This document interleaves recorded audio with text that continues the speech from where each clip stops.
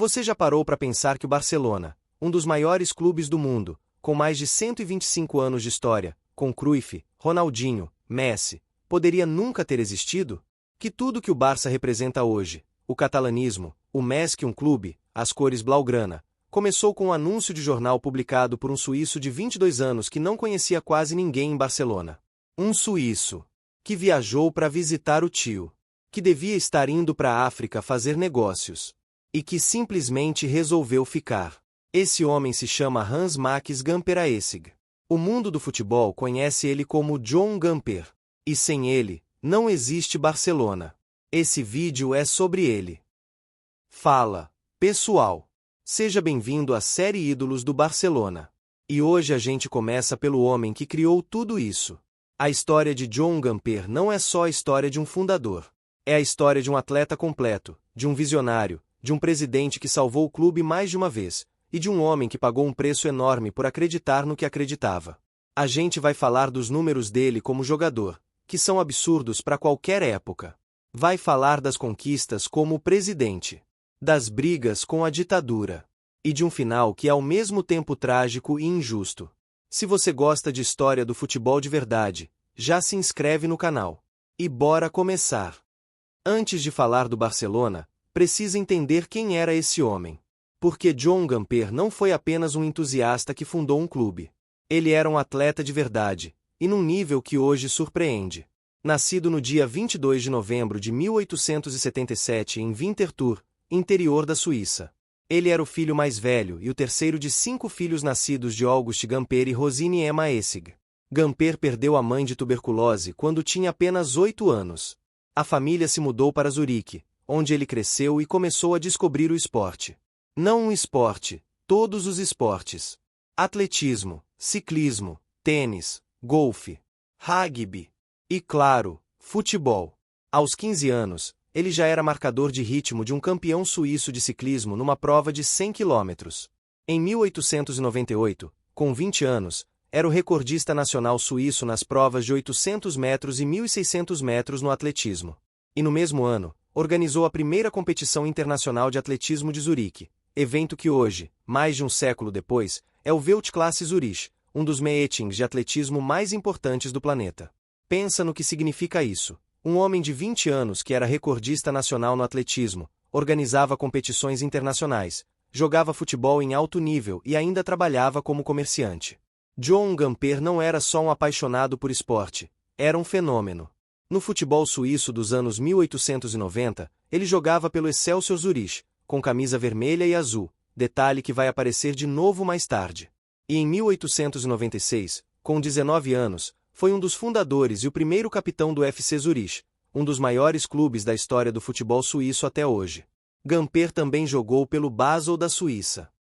Em 1897, o trabalho levou Gamper a Lyon, na França. Por lá, sem futebol disponível, ele jogou rugby.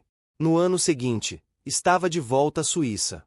E em 1899, veio a viagem que mudaria o futebol para sempre. Gamper viajou a Barcelona para visitar o tio. O plano original era ir à África ajudar a montar empresas de comércio de açúcar. Mas ele chegou à Catalunha, se apaixonou pela cidade, e simplesmente ficou. Encontrou trabalho como contador no Crédit Lyonnais e na Companhia Ferroviária de Sarriá. Começou a escrever colunas esportivas para jornais suíços. E começou a jogar futebol com um grupo de amigos protestantes na região de Sarriá-Saint-Gervasi. Mas tinha algo faltando. Ele era um fundador de clubes, já tinha feito isso na Suíça. E Barcelona precisava de um clube organizado. Primeiro ele foi até Jaime Vila, diretor de uma academia local que tinha um grupo de entusiastas do futebol. Vila recusou, não queria estrangeiros no clube. E fundou o Catalá FC em outubro de 1899. Gamper não se abateu. Ao contrário, virou a rejeição numa visão. Ele queria criar um clube aberto a todos, independente de origem ou nacionalidade. Um lugar democrático, onde qualquer um pudesse participar. Uma ideia revolucionária para 1899. No dia 22 de outubro de 1899, Gamper e seu amigo Walter Wilde foram ao Gymnasio Solé, onde ficava a redação da revista esportiva Los Deportes. Lá, encontraram Narciso Masferrer, editor da publicação, que os recebeu bem. E então Gamper fez algo que parece simples, mas que mudou a história do futebol. Publicou um anúncio. O texto dizia, em tradução livre: nosso amigo e companheiro Sr. Hans Gamper, antigo campeão suíço, desejoso de organizar algumas partidas aqui em Barcelona, roga a todos os aficionados pelo futebol que entrem em contato com ele, nas terças e sextas à noite, das 9 às 11. Um anúncio de jornal. Essa foi a pedra fundamental do FC Barcelona. A resposta foi positiva. No dia 29 de novembro de 1899, aconteceu a reunião no Gymnasium Solé. Estavam presentes suíços, britânicos e espanhóis. E ali nasceu o Futebol Clube Barcelona. Gamper tinha 22 anos. Ele quis ser apenas membro da diretoria e capitão. Preferiu se concentrar no jogo, sem assumir a presidência ainda. E as cores blaugrana?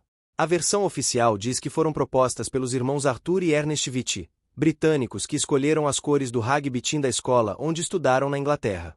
Mas há quem diga que o vermelho e azul já vinha com Gamper desde o Excelsior e o Basel. A verdade é que ninguém sabe ao certo, e isso torna a história ainda mais fascinante. Olha, os números de Gamper como jogador do Barcelona são de outro mundo. Entre 1899 e 1903, segundo o site oficial do clube, foram 54 jogos e 123 gols marcados. Numa única temporada da Copa Macaia de 1900-2001, ele marcou 31 gols.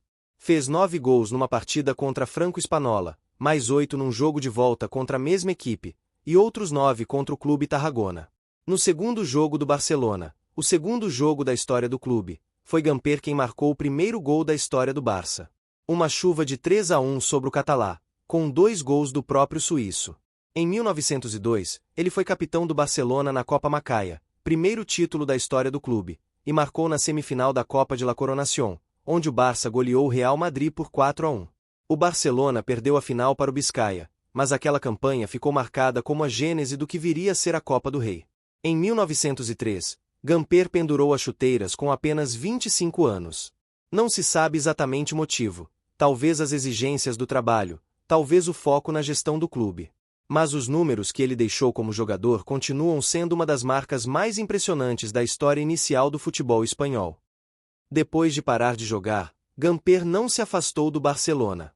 Em 1908, 5 anos após a aposentadoria, assumiu a presidência pela primeira vez. E foi o início de um período que transformaria o clube definitivamente.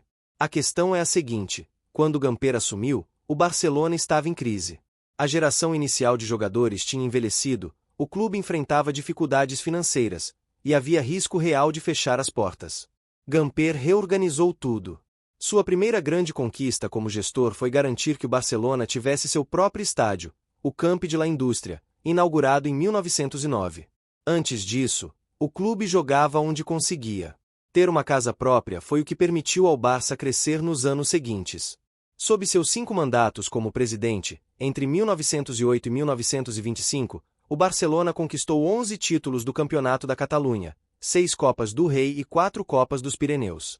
E foi Gamper quem contratou alguns dos maiores nomes do clube nessa era: Ricardo Zamora, o lendário goleiro que ficaria na história do futebol espanhol; Josep Samitier, o meia mais elegante de sua geração; e Paulino Alcântara, o primeiro grande artilheiro filipino-espanhol do clube. Pensa assim: Gamper foi ao mesmo tempo fundador, o primeiro capitão, o maior artilheiro dos primeiros anos, e o presidente que construiu a infraestrutura física e esportiva do clube.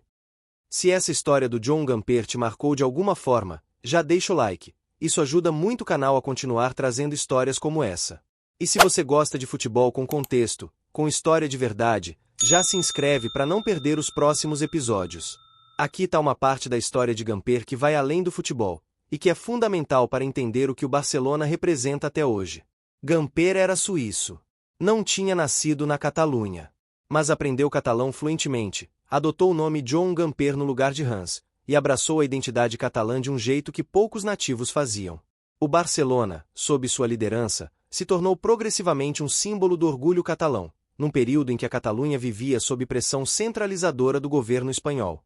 A tensão chegou ao ponto de ruptura em 1925, durante um jogo no estádio Les Corts, o segundo estádio construído sob a gestão de Gamper. No intervalo, a banda tocou o hino espanhol. A torcida barcelonista vaiou. A ditadura de Primo de Rivera, que governava a Espanha desde 1923, ficou furiosa. A consequência foi imediata. O Barcelona foi punido com o fechamento do estádio por 6 meses. E Joan Gamper, como presidente, foi forçado a se demitir e se exilar por 4 anos. Quando voltou à Catalunha, foi impedido de ocupar qualquer cargo no clube que ele havia fundado. O homem que criou o Barcelona, que o salvou das crises, que construiu seus estádios, não podia mais ter nenhum papel oficial no time que era seu filho. E como se não bastasse, a ditadura também retirou seus direitos como sócio fundador. Imagina a dimensão disso: ser arrancado da obra que você construiu do zero, proibido de participar, enquanto via de longe o clube conquistar a primeira edição do Campeonato Espanhol em 1929. Em outubro de 1929, a Bolsa de Nova York colapsou. A crise financeira se espalhou pelo mundo.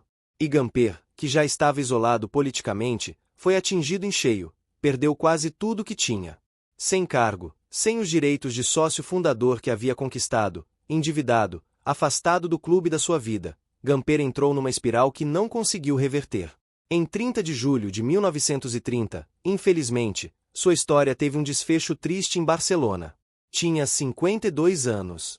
Não viu os títulos dos anos 1930. Não viu a era dourada dos anos 1950. Não viu o Camp Nou ser inaugurado em 1957, estádio que, não fosse um veto da ditadura franquista por ele ser estrangeiro e protestante, poderia ter levado seu nome. Mas Gamper está em todo lugar no Barcelona. No troféu Joan Gamper, amistoso de pré-temporada disputado anualmente desde 1966 que abre cada temporada blaugrana no Camp Nou. No nome de uma das ruas ao redor do estádio.